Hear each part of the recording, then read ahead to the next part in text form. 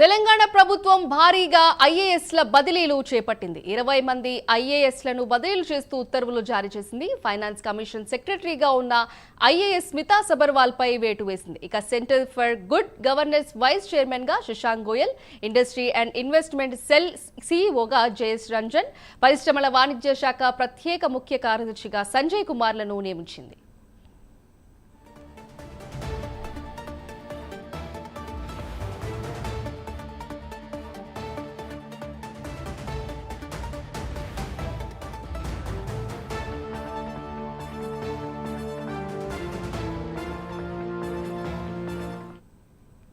దీని గురించి మరింత సమాచారం మా ప్రతినిధి అజీం అందిస్తారు.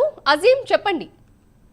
పరిపాలనలో ప్రక్షాళన దిశగా ఏదైతే తెలంగాణ ప్రభుత్వం మార్పులు చేర్పులు చేపట్టి ఇందులో భారీగా ఐఏఎస్ లను ఏదైతే ట్రాన్స్ఫర్ కూడా చేసింది. సుమారు 20 మందిని ఏదైతే శాఖల నుంచి ట్రాన్స్ఫర్ చేసినటువంటి తెలంగాణ సర్కార్ మనం చూస్తున్నది. ముఖ్యంగా దీంట్లో ఏదైతే ఐఏఎస్ అధికారులు బదిలీ చేశారు, centre for good governance and vice chairman గా శశాంక్ గోయల్, అలాగే ఇండస్ట్రీస్ అండ్ ఇన్వెస్ట్మెంట్ సీఈఓగా జయేష్ రంజన్, పరిశ్రమల వాణిజ్య ప్రత్యేక ముఖ్య కార్యదర్శిగా సంజయ్ కుమార్, అలాగే పట్టణాభివృద్ధి శాఖ ముఖ్య కార్యదర్శిగా టీకే శ్రీదేవి, ఇక కార్మిక శాఖ ప్రిన్సిపల్ సెక్రటరీగా దానా కిషోర్ ని కూడా మార్చేసింది. అలాగే ఫైనాన్స్ కమిషన్ మెంబర్ సెక్రటరీగా స్మితా సబర్వాల్, ఏదైతే స్మితా సబర్వాల్ ప్రస్తుతం ఏదైతే youth and tourism development principal సెక్రటరీగా వ్యవహరిస్తున్నారో అటు ఏదైతే మన దేశవ్యాప్తంగా ఉన్నటువంటి ఏదైతే సుందరి పోటీలు కూడా ఏదైతే ప్రపంచవ్యాప్తంగా సుందరి పోటీలు కూడా ఇక్కడ జరుగుతున్నాయి. ఈ తరుణంలో స్మితా సబర్వాల్ పై వేటు పడిందనే చెప్పుకోవాలి. గత సుమారు 2 నెలల నుంచి కూడా స్మితా సబర్వాల్ దీనిపై ఫాలో కూడా చేస్తున్నారు. ఏదైతే పోటీలకు సంబంధించి అన్ని కార్యక్రమాలు కూడా స్మితా సబర్వాల్ ఆధ్వర్యంలో ఇప్పటివరకు కూడా జరిగాయి. సో ఈ నేపథ్యంలో స్మితా సబర్వాల్ ని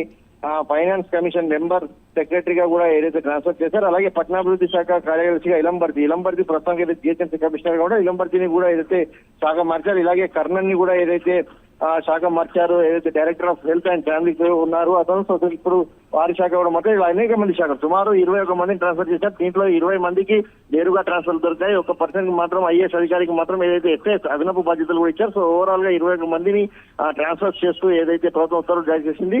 ప్రైమ్ లైన్ ఆల్రెడీ ఇప్పటికే చెప్పింది, ఏదైతే సీఎం రేవంత్ రెడ్డి జపాన్ పర్యటన తర్వాత ఏదైతే అధికారంలో ఐఏఎస్ సంబంధించి కావచ్చు ఐపీఎస్ కు సంబంధించిన పెద్ద ఎత్తున శాఖల్లో మార్పులు చేర్పులు ఉంటాయని చెప్పి ఆల్రెడీ ఇప్పటికే గతం కూడా వేసింది. అందులో భాగంగానే ఏదైతే CM Revanth Reddy Japan tour ముగించుకున్న వెంటనే వచ్చిన తర్వాత ఏదైతే ఇటు చీఫ్ సెక్రటరీగా పదవికాలం ముగించుకున్నటువంటి శాంతి కుమారి స్థానంలో అటు ఫైనాన్స్ ప్రిన్సిపల్ సెక్రటరీగా ఉన్నటువంటి కె రామకృష్ణరావుకి బాధ్యతలు అప్పగించింది. అలాగే వెంటనే ఏదైతే సుమారు 20 మంది ఐఏఎస్ లకు సంబంధించినటువంటి శాఖల మార్పులు చేస్తూ కూడా ట్రాన్స్ఫర్ చేస్తూ కూడా ఏదైతే జీవో విడుదల చేసింది Sindhu. Right, thank you Azeem.